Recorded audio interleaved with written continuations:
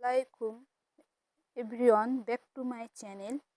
আজ আমি চলে এসেছি আরও নতুন একটি রেসিপি নিয়ে। এই গরমের দিনে কার না খেতে ভালো লাগে আইসক্রিম, তাই আমি বাড়িতে এইরকম আইসক্রিম বানিয়েছি, মালাই আইসক্রিম।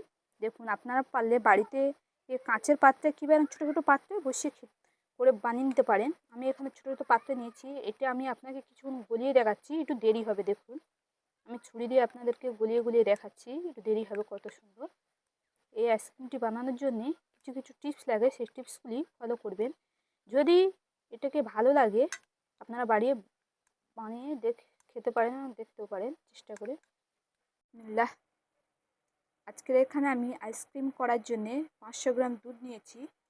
চুলাতে কড়া বসিয়ে দুধটাকে এখন আমি ছেঁকে নেব। দুধটা ছেঁকে নেওয়ার কারণ হলো, এখানে পশম থাকে তো, ওইখানে দুধটা আমি ছেঁকে নিয়েছি। আপনারা দুধটাকে ছেঁকে নেবেন। এটাকে আমি কিছুক্ষণ জাল দিয়ে নেব। আপনারা এখানে যে কোনো দুধ ব্যবহার করতে পারেন, লিকুইড অথবা গরুর দুধ। যদি পারেন গুঁড়ো দুধও গরম পানিতে ভালো করে গুলিয়ে আপনারা ব্যবহার করতে পারেন আইসক্রিম করার জন্যে। এখানে দুধটা হালকা গরম হয়ে গিয়েছে। এখানে এখন আমি 1 বাটি কাছাকাছি আমি এখানে গুঁড়ো দুধ নিয়েছি, এটাকে আমি দিয়ে দেবো।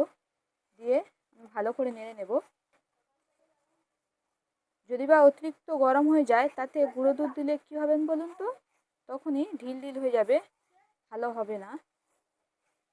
পুরোটাই দেখুন কত সুন্দর দুধের সঙ্গে মিশে গেছে গুঁড়ো দুধটা। এটাকে আমি আরও কিছুক্ষণ জাল দিয়ে নেব।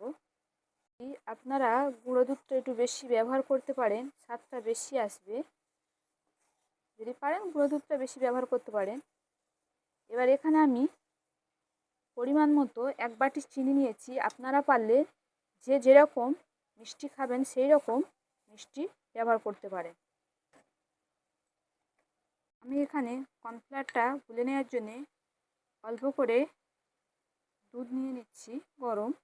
কারণ যদি বা কর্নফ্লাওয়ারটা ডাইরেক্ট কড়াতে দেওয়া হয়, কিন্তু হবে না, ঢিল ঢিল হয়ে যাবে। তাই আমি আগে কর্নফ্লাওয়ারটা বাটিতে ভালো করে গুলে নেব। গ্রাম দুধে আমি 1 চামচ আর 1/2 চামচ কর্নফ্লাওয়ার নিয়েছি। আপনারা পারলে, যদি ছোট চামচ হয়, আমার এখানে বড় চামচই ছিল, ওইখানে আমি 1.5 চামচ নিয়েছি। যদি ছোট চামচ হয় আপনারা 2 চামচ নেবেন, আর যদি বড় চামচ হয় 1 চামচ নেবে। এটাই হচ্ছে গেলে 1/2 কিলো দুধে। এটাকে আমি এখন ভালো করে ফেটে নেব। কত সুন্দর আমি ভালো করে কর্নফ্লাওয়ারটা দুধের সঙ্গে গুলে নিয়েছি। এরকম গুলে নিলে কী হবে বলুন তো, ভালোভাবে দুধের সঙ্গে মিশে যাবে। নাহলে ডাইরেক্ট যদি আমি দুধে দিই, হ্যাঁ, ঢিল ঢিল হয়ে যাবে, তখন আইসক্রিমটা ভালোভাবে বসবে না, দেখতেও বাজে লাগবে, খেতেও বাজে লাগবে। দেখুন এটা কত সুন্দর ফুলে গিয়েছে। এটা ফুটে অনেকটা গাঢ় হয়ে গেছে। আমি এখন এখানে যে কর্নফ্লাওয়ারটা গুলে রেখেছিলাম, সেই কর্নফ্লাওয়ারটা আমি এখানে দিয়ে দেব। দিয়ে আমি আরও কিছুক্ষণ জাল দিয়ে নেব, যতক্ষণ না আইসক্রিম হওয়ার মতো একটা বাটার পরিণত হচ্ছে। দুধ থেকে বাটারে পরিণত হওয়ার ফলে তখন আইসক্রিমে পরিণত হয়ে যাবে এতে। এখন আমি আরও কিছুক্ষণ জাল দিয়ে নেব। দেখুন কতটা কর্নফ্লাওয়ার দেওয়ার ফলে কতটা গাঢ় হয়ে গেছে। আমি আরও 2 থেকে 4 মিনিট জাল দিয়ে নেব। এখানে আমার পারফেক্টভাবে আইসক্রিম বসাবার জন্যে আমি এখানে দেখুন কত সুন্দর সফট হয়েছে। পুরো আইসক্রিম বসাবার জন্য আমার এটাকে একদম পারফেক্টভাবে তৈরি হয়ে গেছে ক্রিমটা। এখানে কোনো আমি বাইরের জিনিস ব্যবহার করছি না, এখানে ঘরে কিছু উপকরণ দিয়ে আমি ব্যবহার করছি, কোনো কেমিক্যাল ব্যবহার করছি না। আমার এটাকে হয়ে গেছে, দেখুন কত সুন্দর সফট হয়েছে। এটাকে আমি এখন আধ ঘন্টার মতো ঠান্ডা করে নেব। এখন আমি 2টো গ্লাসে নিয়ে নেব।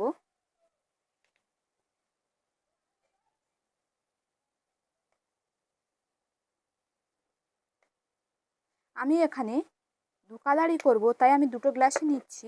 আপনারা যদি পারেন 1 কালারই করতে পারেন। আমি একটু ভিডিও করার জন্যে, সুন্দর আসার জন্য আমি 2 কালার করছি।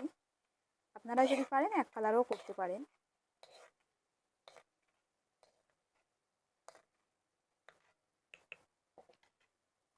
আমি এখানে অরেঞ্জ কালার ব্যবহার করব। এখানে অরেঞ্জ কালার ব্যবহার করছি। পারলে কাঁচের কোনো বাটিতে বসাতে পারেন। আমি এখানে কাঁচের বাটি বসাচ্ছি না, আমার ফ্যামিলি বড়। আমি এখানে চা খাওয়ার কাপ নিয়েছি, চা কফি খাই। আমি এখানে দুদিক থেকে দুটো করে ঢালবো।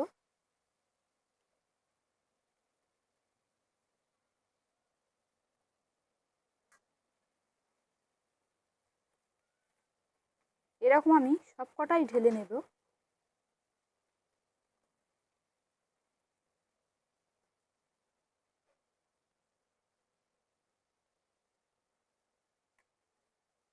কাপে দিয়ে দিচ্ছি। এটাকে এখন আমি 8 ঘন্টার জন্য ফ্রিজে রেখে দেবো। 8 ঘন্টা পরে বন্ধুরা, 8 ঘন্টা পরে আমি আইসক্রিমটা নিয়ে চলে এসেছি। কত সুন্দর সফট হয়েছে। আপনারা পারলে এরকম বাড়িতে বানিয়ে নেবেন।